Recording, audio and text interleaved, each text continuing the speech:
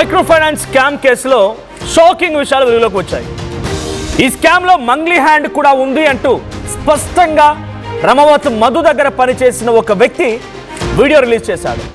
మంగ్లీ తమ్ముడు ఏకంగా బ్యాగుల్లో బట్టల్లాగా డబ్బుల్ని పట్టుకొని వెళ్ళేవాడని, మంగ్లీ 1-2 సార్లు ఆఫీస్కి కూడా వచ్చిందని, మంగ్లీతో రమవత్ మధు గంటలకు గంటలు ఫోన్లో మాట్లాడేవాడని రమవత్ రమేష్ అనే వ్యక్తి ఓ వీడియో రిలీజ్ చేశాడు. మధు ఆఫీస్లో పనిచేశాడు రమవత్ రమేష్. తనకు మధు నుంచి ప్రాణహాని కూడా ఉందని ఒక వీడియోని రిలీజ్ చేశాడు. 8-9 సంవత్సరాలుగా మధు నాకు తెలుసు, 2 లక్షలు పెడితే 5 లక్షలు వడ్డీ ఇస్తానన్నాడు. మా నాన్నను నమ్మించి 10 లక్షలు పెట్టించాడు. మల్లెపల్లిలో ఆఫీస్ ఓపెన్ చేసి నా దగ్గర పని చేయని కూడా చెప్పాడు. 25,000 రూపాయల జీతం ఇస్తానన్నాడు. కొన్నిసార్లు ఆఫీస్కి మంగ్లీ తమ్ముడు కూడా వచ్చేవాడు. సో నేను అడిగితే మధు దాటవేసేవాడు. ఓసారి మంగ్లీ కూడా ఆఫీస్కి వచ్చింది, ఓసారి ఇంటికి కూడా వచ్చింది అని చెప్పి అంటున్నాడు రమేష్. శివ చౌహాన్ వచ్చి క్యాష్ తీసుకెళ్లేవాడు. అంటే మంగ్లీ వాళ్ళ తమ్ముడు శివ చౌహాన్ వచ్చి క్యాష్ తీసుకెళ్లేవాడు, టూరిస్ట్ బ్యాగులో డబ్బులు తీసుకెళ్లేవాడు అని చెప్పి రమేష్ చెప్తున్నాడు. రమవత్ మధు అకౌంట్కే డబ్బులు పంపేవాళ్ళు. మల్లేపల్లి ఆఫీస్లో నన్ను ఒకసారి మధు బెదిరించాడు కూడా అని రమేష్ చెప్తున్నాడు. చంపేస్తా అంటూ వార్నింగ్ కూడా ఇచ్చాడట. మంగ్లీతో మధు గంటలకు గంటలే ఫోన్లో మాట్లాడేవాడు అని చెప్పి రమవత్ రమేష్ చెప్తున్నాడు. రమవత్ రమేష్ కూడా మధు దగ్గర పనిచేసే వ్యక్తే. ఆయన కూడా నమ్మించి 2 లక్షలు ఇస్తే 5 లక్షలు అని చెప్పి వాళ్ళ నాన్నని నమ్మించి 10 లక్షల రూపాయలు పెట్టుబడి పెట్టించాడట. ఆ డబ్బులు ఎటూ రాలేదు. నాకు మధు నుంచి ప్రాణహాని ఉంది, మధు దగ్గర నేను పనిచేశాను కాబట్టి నాకు కొన్ని విషయాలు తెలుసు అని చెప్పి కొన్ని సంచలన వీడియో ద్వారా ఆ విషయాలు బయట పెట్టాడు.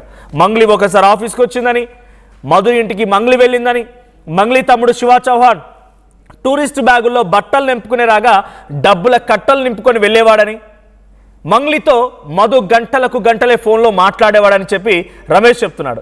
ఇంతకీ రమేష్ ఏం మాట్లాడా వీడియోలో ఏముందో ఒకసారి మీరు కూడా చూడండి. నా పేరు రమేష్, రమావత్ రమేష్. మాది వచ్చేసి కేశంనేనిపల్లి. ఇంతకుముందు మండలం పియ్యపల్లి ఉండేది, ఇప్పుడేమో గుడిపల్లి అయిపోయింది సార్. ఇంకోటి ఏమనంటే ఇప్పుడు ఈ స్కామ్ అయిపోయింది కదా, మైక్రో స్కామ్లా కొన్ని నా కాడ నుంచి కొన్ని డబ్బులు తీసుకున్నారు సార్. దేని ద్వారా అని అంటే గత 8-9 సంవత్సరాల నుంచి నేను రమవత్ మధు ఇద్దరం కలిసి ఇంతకుముందు పనిచేసేది. తర్వాత వాళ్ళ అమ్మ చనిపోయింది. వాళ్ళమ్మ చనిపోయిన తర్వాత మా ఇంటికి వచ్చేది, తినేది, తాగేది అన్నీ మేము చూసుకునేది. అతనికి బట్టలు కూడా మా అమ్మే కడిగి మాకెక్కడికైనా పోవాలన్నా కానీ పైసలు ఇచ్చి మాకు కొన్నిసార్లు మా అమ్మ కూడా మాకు సహాయం చేసింది. ఆ విషయం ఆయనకు కూడా తెలుసు. మా అమ్మకు పెద్దమ్మ అని అంటాడు, మా నాన్నకు పెదనాన్న అని అంటాడు. తర్వాత అదే ప్రకారంగా నడుస్తుంటే ఆ ఇన్ఫినిట్ కంపెనీ అనేది ఎత్తిపోయిన తర్వాత మళ్ళీ వెస్టేజ్ కంపెనీ వచ్చింది. వెస్టేజ్ కంపెనీలా ఇక ఇన్ఫినిట్లోనే చాలా రిస్క్ పడ్డాం కదా. వాళ్ళు చూసుకోవాలంటే నేను కొన్నిసార్లు ఆటోకు పోయినా, హైదరాబాద్ ఆటోకు పోయినా, ఆటో నుంచి నేను మంచి బతుకుతున్నా. తర్వాత ఈయన మా వాళ్ళు టీం నుంచి వాళ్ళు వెస్టేజ్ చేస్తున్న తర్వాత ఈయన ఒక సైడ్కి వెళ్ళిపోయిండు, మా టీం నుంచి వెళ్ళిపోయిండు. నేను హైదరాబాద్ ఆటో పోయినా, వీళ్ళేమో ఒక సైడ్ చేస్తున్నారు. మధు ఒక సైడ్కి వెళ్ళిపోయి ఈయన ప్రాసెసింగ్ ఈయన చేస్తుండు. తర్వాత కొన్ని రోజుల తర్వాత ఒక 2-3 నెలల తర్వాత నాకు కలిసి ఒకసారి ఫోన్ చేసి ఏమన్నాడంటే, అరే రమేష్ ఇక్కడ రా అని అన్నాడు. ఏమైందని అన్నా, పలాని ఇట్లా మాట్లాడేందని అన్నాను. సరే మాట్లాడదామని. అరే రమేష్ ఇట్లా కాదురా, ఇట్లా చేస్తున్నా, నేను కొన్ని బిజినెస్ పెట్టినా, నీకు తెలియదు, తర్వాత నేను చెప్తాలే, ఇప్పుడైతే ప్రజెంట్ నువ్వు ఒక 2 లక్షలు పెట్టని అన్నాడు. 2 లక్షలు పెడితే నీకు 5 రూపాయలు వడ్డీ కాడికి ఇస్తా, నువ్వు పోయి మీ నాన్న కడుగు, పెదనాన్న కడుగు, ఇస్తాడు అని అన్నాడు. అదే ప్రాసెసింగ్ పోయి మా నాన్న కడితే ఇయ్యలే. కొన్ని రోజుల తర్వాత మా నాన్నకు కూడా మళ్ళీ పిలిచిండు. ఎక్కడని అంటే హైదరాబాద్లో పిలిచిండు.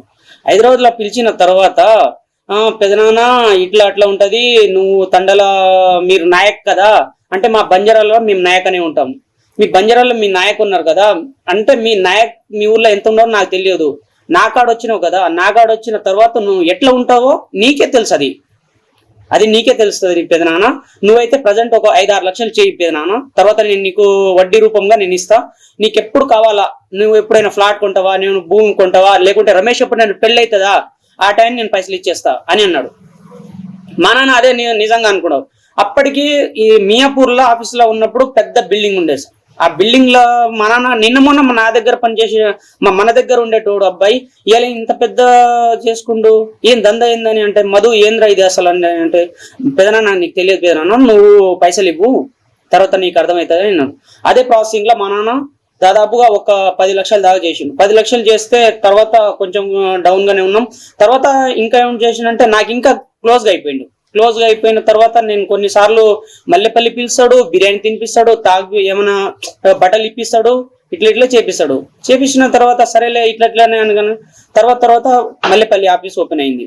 ఆఫీస్ ఓపెన్ అయిన తర్వాత నువ్వు ఇక్కడక్కడ ఎందుకు ఆటోకి పోతావు, ఇంత ముందు నుంచి నా దగ్గరనే ఉన్నావు కదా, సరే నా దగ్గరనే పని చేసుకో బాగుంటది, నా దగ్గర పని చేసుకో, నీకు 25,000 ఇస్తాను అని అన్నాడు.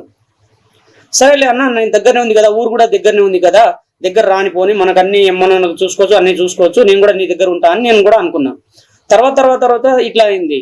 అయిన తర్వాత కొన్నిసార్లు ఇదేంటి అసలు ఏంటి అని నేను ఇంకా డీప్ గా అడిగితే నీకెందుకు అవసరమా, నీకు అవసరం లేదు, నీకు కొన్ని నేను చెప్తా తర్వాత చెప్తా అని అన్నాడు.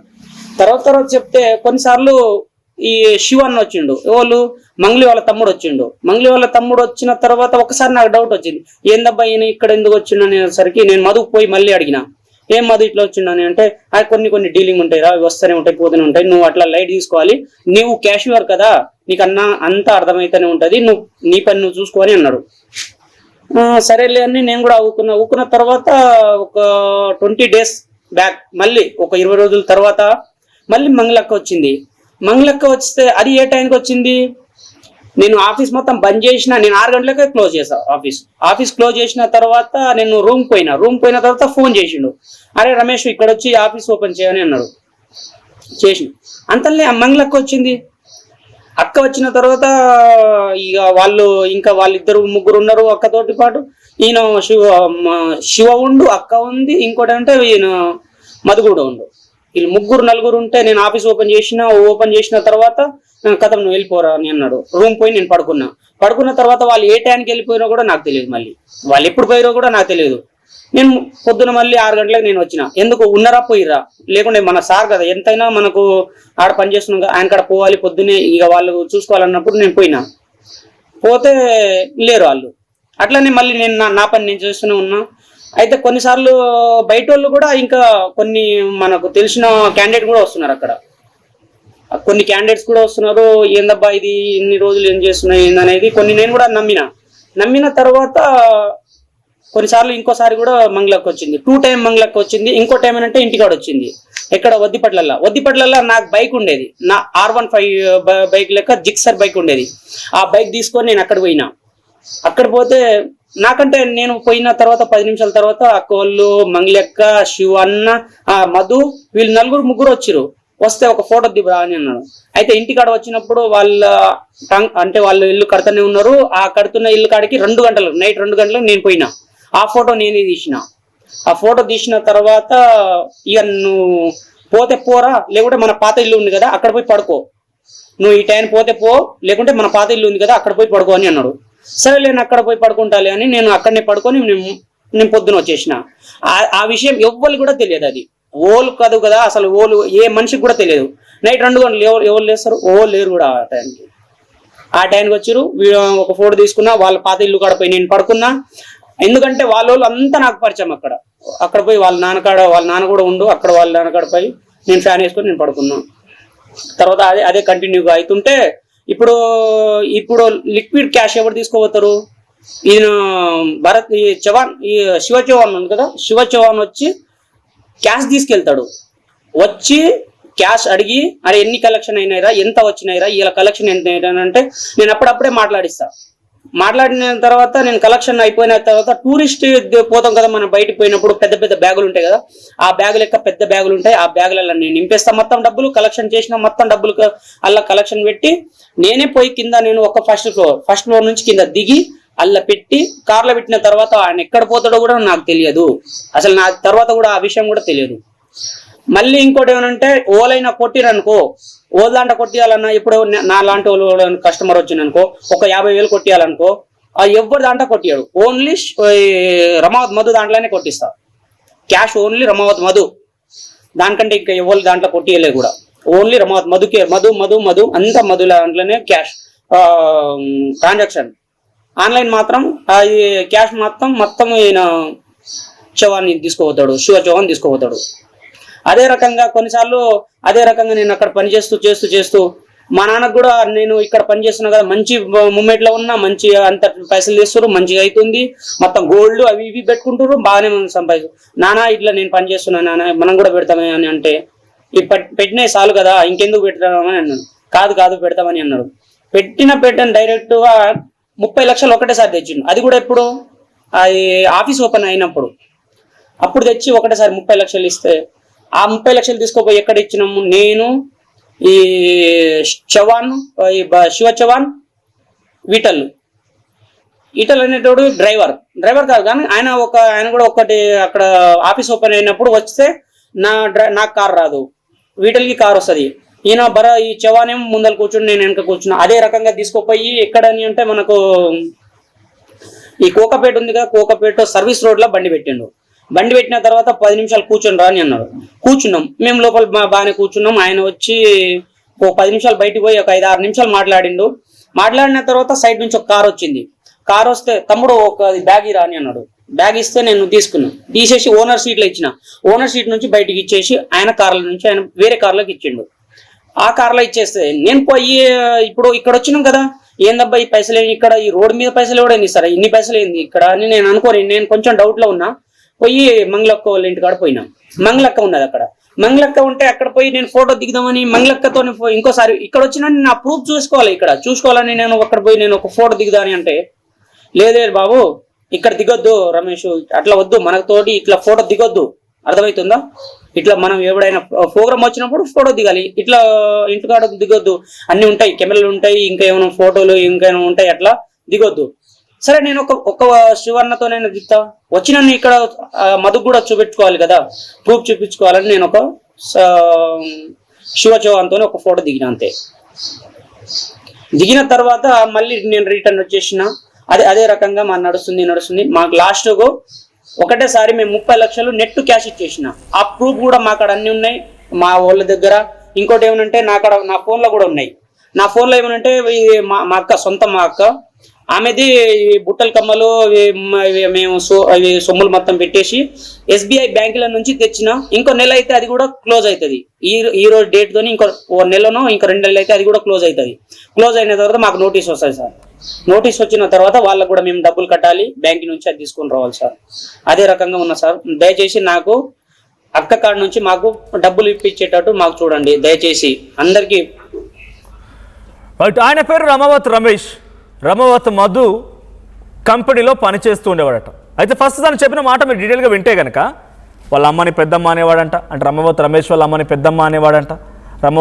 రమేష్ వాళ్ళ నాన్నని మధు పెద్దనాన్న అనేవాడంట.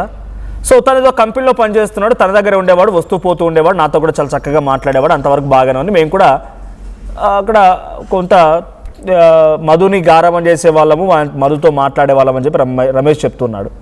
ఆ తర్వాత ఏం జరిగింది తెలియదు. వెస్టేజ్లో చేశాడు, వెస్టేజ్ తర్వాత ఇంకోటి చేశాడు. ఆ తర్వాత సడన్గా 1 year కనిపించకుండా పోయాడు. పెద్దగా ఒక బిజినెస్ స్టార్ట్ చేశాడు. ఫస్ట్ అవుట్ బిజినెస్ మీకు తెలిసిందే, నల్గొండ దేవరకొండ ప్రాంతంలో తనకు సంబంధించి ఒక స్కామ్ బయటపడడం, CID ఆస్తులు సీజ్ చేయడం అన్నీ తెలిసిందే. అంతకంటే అంటే ఇది GNI స్టార్ట్ చేసిన తర్వాత జరిగిన ఇన్సిడెంటే, బట్ అప్పటికి అలా జరిగింది. దాని తర్వాత నుంచే హైదరాబాద్ మియాపూర్లో ఆఫీస్ స్టార్ట్ చేశాడు. రమేష్ తండ్రి దగ్గర నుంచి ఒప్పించి మెప్పించి 10 లక్షల రూపాయలు పెట్టుబడి కూడా పెట్టించాడంట. ఆ డబ్బు వాళ్ళు తీసుకొచ్చింది ఎట్లా అంటే నగలు కుదబెట్టి, వాళ్ళ ఇంట్లో బంగారు ఆభరణాలు కుదబెట్టి డబ్బులు తీసుకొచ్చారు. సో ఇట్లా కూడా మనకు పరిచయం ఉంది కదా, తమ్ముడు నా దగ్గర పనిచేయరా అని చెప్పి డైరెక్ట్గా రమేష్ని పిలిచి రమేష్ని మధు దగ్గర పని చేయించుకునేవాడు. క్యాషియర్గా పనిచేస్తాడు రమేష్. మియాపూర్ ఆఫీస్కి కట్టలు డబ్బులు వచ్చావు, ఎవరు పట్టుకొస్తున్నారు, ఎందుకు పట్టుకొస్తున్నారు, ఈ డబ్బుల్ని మధు ఏడవాడుతున్నాడు, ఏం అడిగినా ఏం చెప్పకపోయేది, నువ్వు జస్ట్ క్యాషియర్గా ఉన్నావు, పని చేసుకొని డబ్బులు ఇస్తాయి అని అడగొద్దు, ఇవన్నీ చాలా పెద్ద వాళ్ళకి సంబంధించిన అంశాలని చెప్పేవాడంట. ఇక కంప్లీట్గా మంగ్లీ తమ్ముడు శివ చౌహాన్ టూరిస్ట్ బ్యాగుల్లో బట్టలు నింపుకొని వెళ్ళాల్సిన బ్యాగుల్లో డబ్బుల కట్టలు నింపుకొని వెళ్ళేవాడంట. ఒక్కో రోజు ఒక్కో టూరిస్ట్ బ్యాగ్ నిండిపోయిందంట. తీసుకెళ్ళి ఆ బ్యాగ్ నిండా డబ్బులు తీసుకెళ్ళి కింద కారులో పెడితే అప్పుడు మధు తీసుకెళ్లేవాడంట, లేదా శివ తీసుకెళ్లేవాడంట. ఎక్కడికి తీసుకెళ్తున్నారు, ఎందుకు తీసుకెళ్తున్నారు, ఏమి చెప్పకపోయేవాడు. నేను అడగలేదు, నాకు జీతం ఇస్తున్నాను, నేను ఆయన దగ్గర పని చేస్తున్నాను, సార్గానే చూసేవాడిని మధునని చెప్పి రమేష్ చెప్తున్నాడు. 1-2 సార్లు శివ చౌహాన్ అక్కడ రావడంతో పాటుగా డబ్బులు తీసుకెళ్ళడం అంతా జరుగుతూనే ఉంది రెగ్యులర్గా. మంగ్లీ కూడా వచ్చిందంట.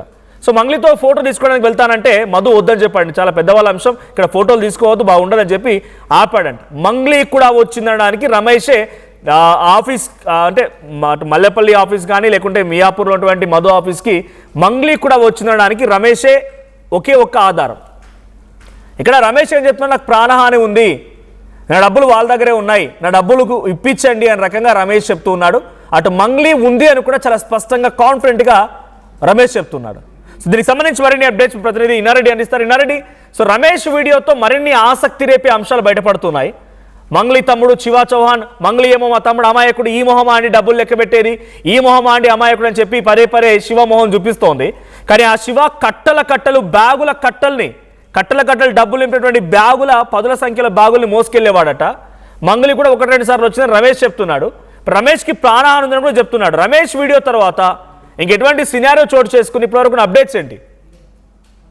మనం గమనించవచ్చు, ఇప్పుడు దాకా కూడా మీడియా అడిగినా లేకపోతే బాధితులు అడిగినా కూడా ఈమె పేరు చెప్పి డబ్బులు వసూలు చేశారు, తర్వాత శివ ఇన్వాల్వ్మెంట్ ఉందని చెప్పినప్పుడు కూడా ఆమె ఎంతప్పటికీ నాకు సంబంధం లేదు, మా తమ్ముడు సంబంధం లేదు చెప్పే ప్రయత్నం చేసింది. అయితే ఈ రోజు రమేష్ చెప్పిన విషయాలన్నింటినీ మనం పరిశీలిస్తే తను మోసపోవటమే కాకుండా ఏ విధంగా డబ్బుల కట్టలు తీసుకొచ్చాము, ఎవరికి ఎలా అందజేసామన్న విషయాన్ని కూడా చాలా డీటెయిల్డ్ గా ఇవ్వడం జరుగుతుంది. అంటే ఇంకో మాట మనం చెప్పుకోవాలి, మనోజ్ ఇతను మధుకి చాలా క్లోజ్ గా ఉండేవాడు. అంటే బిజినెస్ లో సెట్ కాక ముందు కూడా ఏదైనా అవసరమైనా కూడా మా ఇంట్లో తిని మా ఇంట్లోనే ఉండే పరిస్థితి కూడా ఉంది. ఇంట్లో అమ్మ నాన్న పెద్దమ్మ పెద్దనాన్న అని పిలిచేంత స్వతంత్రం కూడా ఉంది.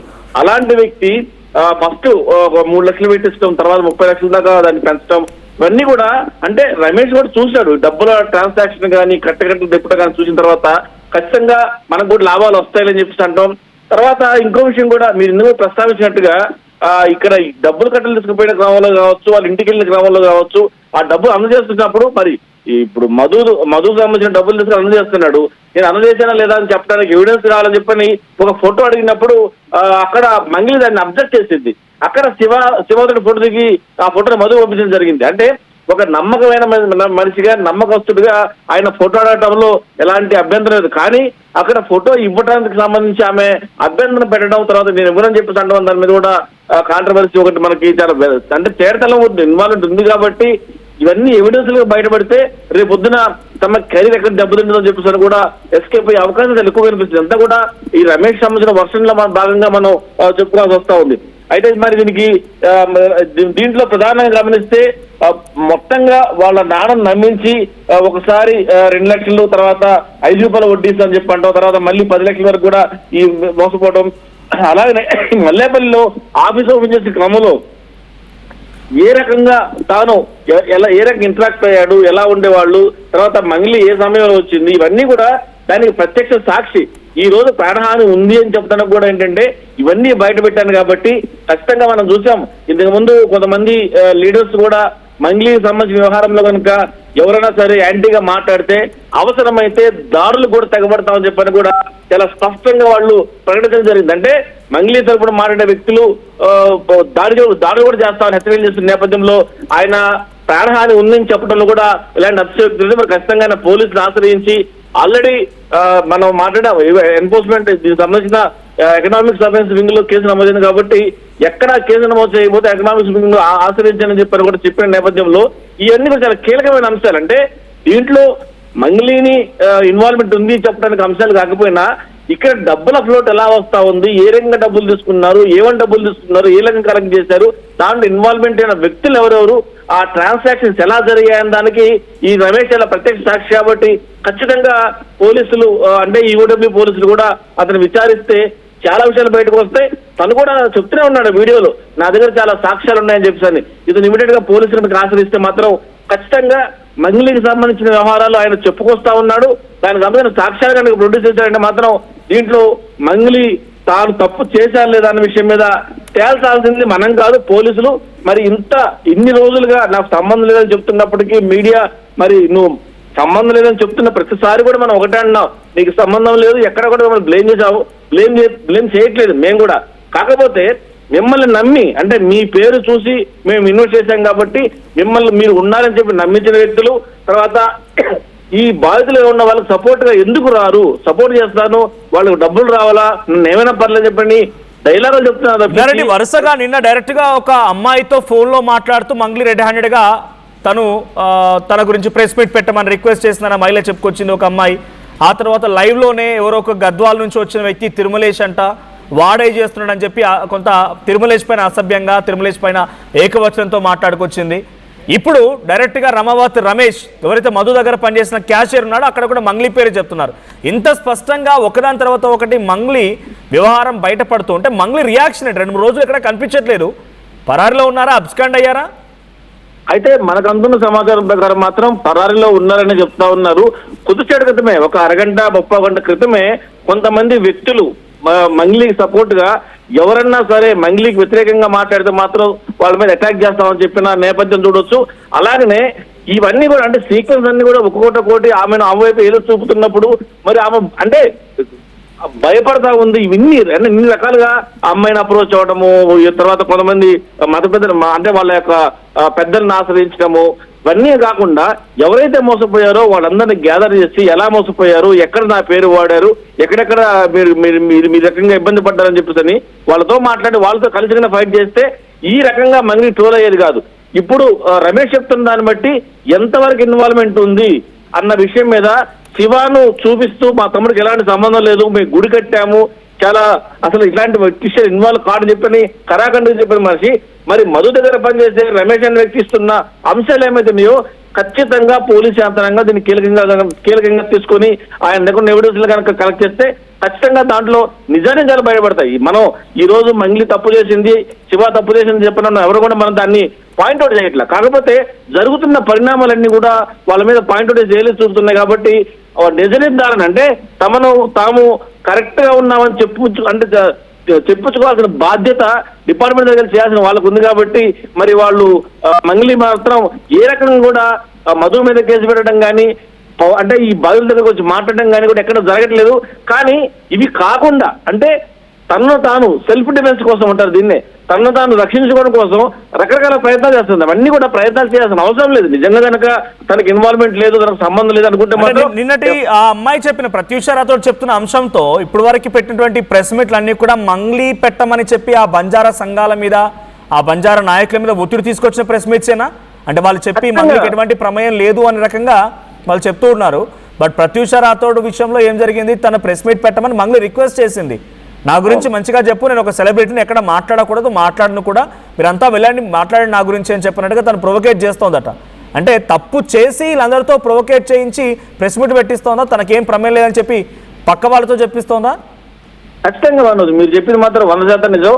తప్పు కనుక చేయకపోతే తనకు సపోర్ట్ గా ప్రెస్ మీట్లు పెట్టించాల్సిన అవసరమే లేదు. ఇది సైకలాజికల్ గా ఒక మనిషి సెల్ఫ్ డిఫెన్స్ లో పడ్డప్పుడు తనకు తాను రక్షించుకునే ప్రయత్నంలో భాగంగా చేసే తప్పులు ఇవన్నీ కూడా అంటే పబ్లిక్ ఈ రోజు ప్రజలు గమనిస్తా ఉన్నారు. సోషల్ మీడియాలో కావచ్చు, తర్వాత మీడియాలో వస్తున్న కథలు గమనిస్తా ఉన్నారు. ఇక్కడ మనం చూస్తే ఒకప్పుడు అంటే చాలా అభిమానం చాలా ఎక్కువగా ఉంది. 2 తెలుగు రాష్ట్రాల్లో కూడా మంగ్లీ అంటే చాలా అభిమానం పెంచుకున్న చాలా మంది ఏ కామెంట్స్ లో కూడా మనం 100% కామెంట్స్ చూస్తే 90% కామెంట్స్ వ్యతిరేకంగా ఉన్నాయి. అంటే ప్రజలు కూడా ఏది నిజం ఏది అబద్ధం అని అంటే నిర్ణయించుకునే హక్కు వాళ్ళకు ఉంది. ఈ రోజు నా టెక్నాలజీ పెరిగింది, నాలెడ్జ్ కూడా పెరిగింది. కాబట్టి ఎవరు కూడా ఆమె చేసిన తప్పు తర్వాత ఆమెకి సంబంధం చెప్పారంటే ఎవరు కూడా మాట్లాడే సందర్భం లేదు. కాకపోతే ఈ ప్రెస్ మీట్ పెట్టించడము, వేరే వాళ్ళతో మాట్లాడటము, ఆ తిరుమలేష్ అనే వ్యక్తిని ఆ రకంగా మాట్లాడే విధానం కూడా అది అన్పార్లమెంట్ వర్డ్స్ మాట్లాడడం కూడా కరెక్ట్ కాదు. ఖచ్చితంగా ఈ రమేష్ ఇచ్చిన ఈ ఎవిడెన్స్ ఏవైతే ఉందో చాలా కీలకమైనదిగా పోలీసులు భావించారు. అతని దగ్గర సమాచారం సేకరిస్తే మాత్రం డెఫినెట్ గా నిజానిజాలు బయటకు అవకాశం అనిపిస్తా ఉంది Manoj. Right, thank you Nareddy. So మొత్తంగా మంగ్లీకి సంబంధించినటువంటి ఆరోపణలు ఎదుర్కొన్న మైక్రో ఫైనాన్స్ స్కామ్ లో రోజుకో సంచలన విషయం బయటపడుతోంది. రమవత్ మధు దగ్గర పనిచేసిన రమవత్ రమేష్ వీడియో మరింత సంచలనం రేపుతోంది. మంగ్లీ 1-2 సార్లు ఆఫీస్కి వచ్చిందని, మంగ్లీ తమ్ముడే డబ్బుల కట్టలు ఆ నోట్ల కట్టల్ని బ్యాగ్లో నింపుకొని పెళ్ళేవాడని ఈ వీడియో మరింత కొత్త కోణాన్ని చూపిస్తోంది. సో మరి దీనిపైన మంగ్లీ ఎలా రియాక్ట్ అవుతారో, 2-3 రోజులుగా తనపై వస్తున్న ఆరోపణలకు కానీ తనపై వస్తున్నటువంటి కొత్త అంశాలకు కానీ ఎక్కడ కూడా రియాక్ట్ అనే దాఖలాలు లేవు. మరి ఇప్పుడు ఎలా రియాక్ట్ అవుతారు ఆవిడ, తన రియాక్షన్ ఏముంటుందో. బట్ యాజ్ ఆఫ్ నో తను ఎక్కడ కూడా కనిపించకపోవడంతో మంగ్లీ పరారులో ఉన్నారనే అనుమానం పబ్లిక్లో కలుగుతోంది.